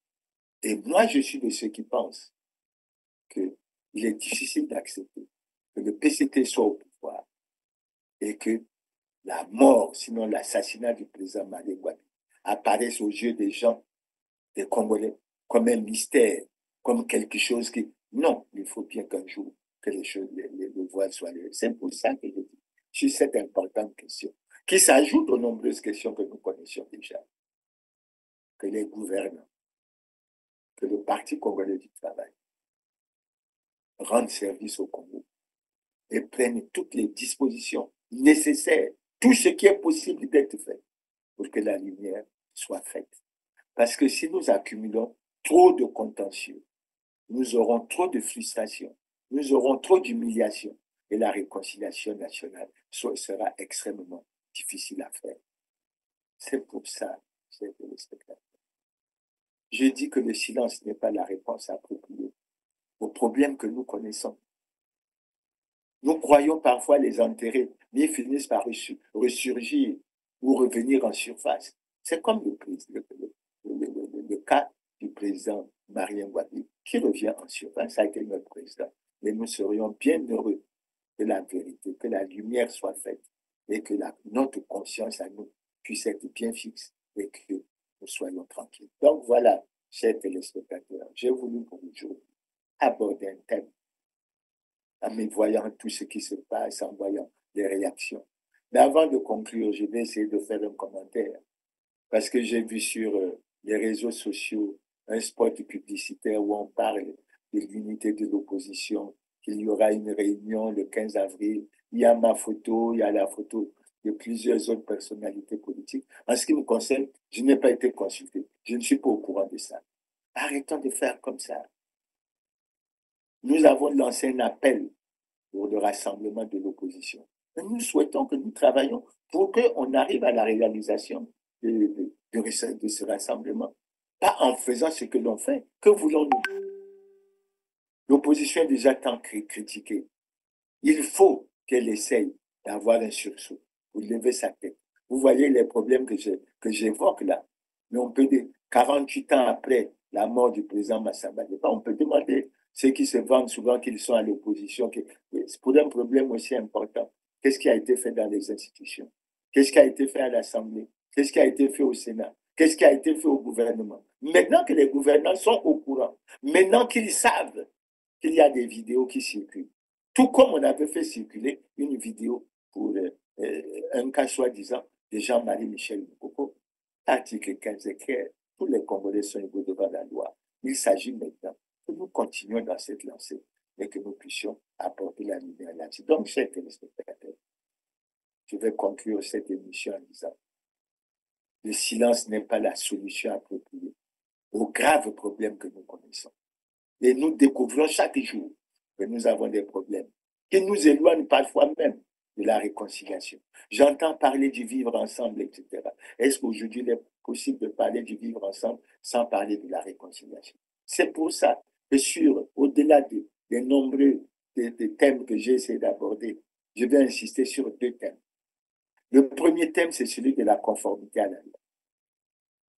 Les hommes politiques, notamment ceux du PCT, ayant le courage et la volonté politique d'expliquer aux Congolais, pas seulement aux militants du PCT, mais aux Congolais, que le Parti congolais du travail n'est pas en conformité avec la loi et qu'il devrait être sanctionné. Expliquons au peuple que le président de la République ne peut pas être président du Parti congolais du travail. Expliquons au peuple qu'il n'est pas bon que nos gouvernants aient violé dans l'impunité totale nos lois et règlements de la République, particulièrement la Constitution du 20 janvier 2002 et la Constitution du 25 octobre 2015. Maintenant, enfin, pour terminer, j'entends beaucoup de choses se dire sur le président Mariam Ouattara. La responsabilité des hommes politiques congolais, la responsabilité des gouvernants, la responsabilité des Congolais, c'est de tout mettre en œuvre pour que la lumière soit faite sur l'assassinat du président Mariam Ouattara. Par ricochet, bien sûr, on comprendra certainement la situation du président Alphonse Massamba Deba, du cardinal Émile Bianda et de bien d'autres. Mais ne faisons pas de ça un tabou. Ne faisons pas de ça un problème où lorsque quelqu'un en parle, il est comme pourchassé dans la société. Nous devons assumer et nous devons avoir le courage de notre histoire. Et je crois que le message devrait fortement toucher les frères, les camarades du Parti congolais du travail, parce qu'il s'agit non pas seulement du président de la République du Congo, mais il s'agit du président fondateur du Parti congolais du travail, qu'il a créé le 31 décembre 1969 et il a trouvé la mort le 18 mars 1977. Je crois qu'il y a encore beaucoup de Congolais qui peuvent nous apporter des témoignages pour que la lumière sur cette affaire soit faite. C'est une affaire extrêmement importante pour notre jeunesse, pour nous-mêmes et pour l'histoire. Donc c'est sur ces mots, chers téléspectateurs, que je termine cette émission en vous donnant rendez-vous pour le premier samedi du mois d'avril. Je crois que ça sera probablement le 5. Je ne pense pas me tromper. J'espère que nous aurons un thème et j'ose espérer que nous aurons un bon thème et que nous échangerons avec beaucoup de calme, beaucoup de sérénité. Encore une fois, merci pour votre aimable attention et à la prochaine.